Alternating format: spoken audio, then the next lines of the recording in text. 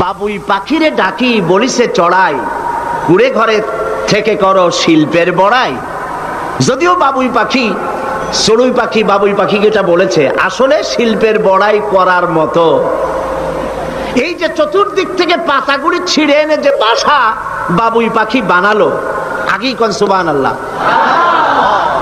এই বাসা শুধু বাসা নয়, এর মধ্যে বেডরুম আছে, এর মধ্যে ডাইনিং রুম আছে, মাস্টার বেডরুম আছে, শুধু টয়লেট নাই। নিচ দিয়ে ঢুকবে, আবার ব্যাকডোর দিয়ে নিচের থেকে আক্রান্ত হলে ব্যাকডোর দিয়ে পালাবার ব্যবস্থাও আছে।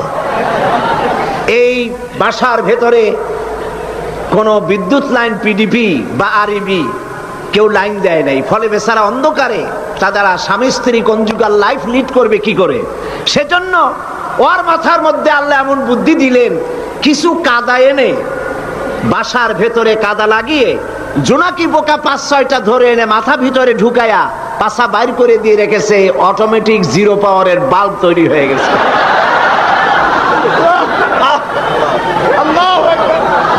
ইঞ্জিনিয়ারিং টেকনোলজি আর কারে বলে?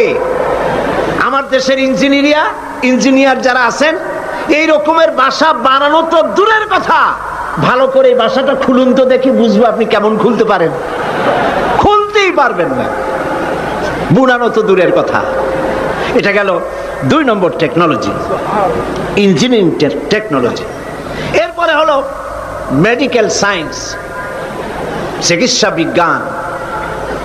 আল্লাহ রাব্বুল আলামিন মৌমাছিকে বলছেন, সুম্মা কুলি মিন কুল্লি সামারাতি ফাসলুকি সুবুলা বিকা যুলুলা। সব রকমের ফুল থেকে মধু চুষে নাও আর তোমার রবের নির্ধারিত পথে চলতে থাকো।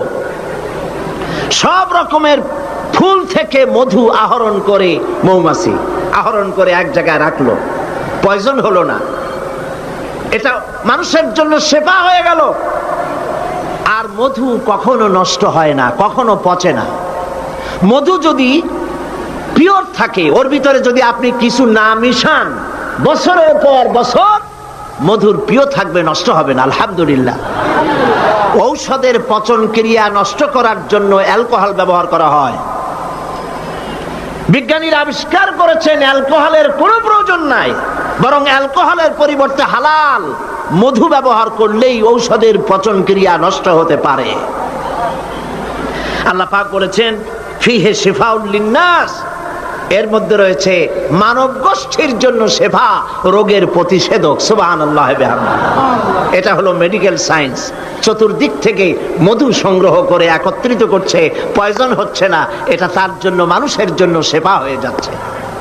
4র্থ নম্বরে মৌমাছির কাছে যে বিজ্ঞান শিখবেন সেটা হলো মেরিন বায়োলজি।